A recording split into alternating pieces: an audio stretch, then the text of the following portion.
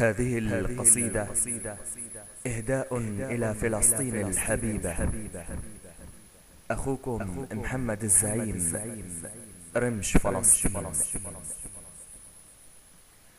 فلسطيني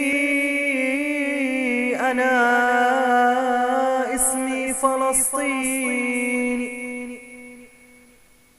نقشت اسمي على كل الميادين بخط بارز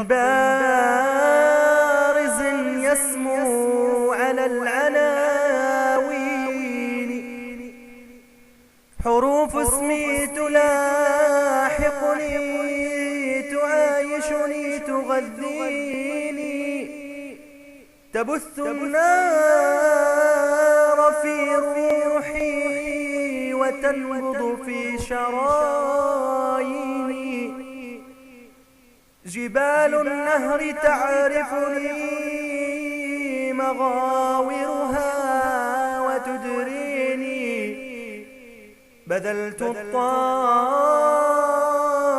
الكبرى وقلت لأمتي كوني.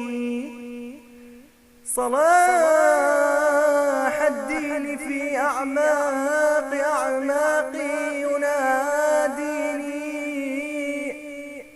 وكل عروبتي للثأر للتحرير تدعوني.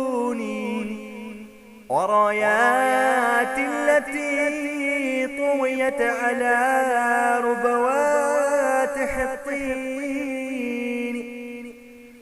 وصوت مؤذن الأقصى يهيب بنا أغيثوني.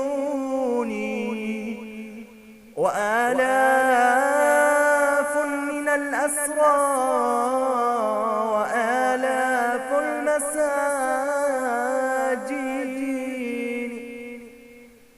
تنادي الأمة الكبرى وتهتف بالملايين،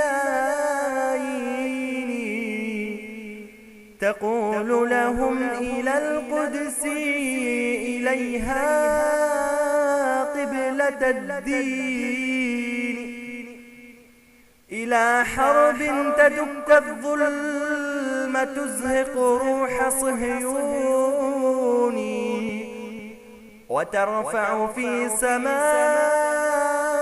الكون أعلام فلسطين. وتهدر كلمتي تمضي، وتهدر كلمتي تمضي. فلسطيني فلسطيني فلسطين. مع تحيات أخوكم محمد الزعيم، رمش فلسطين.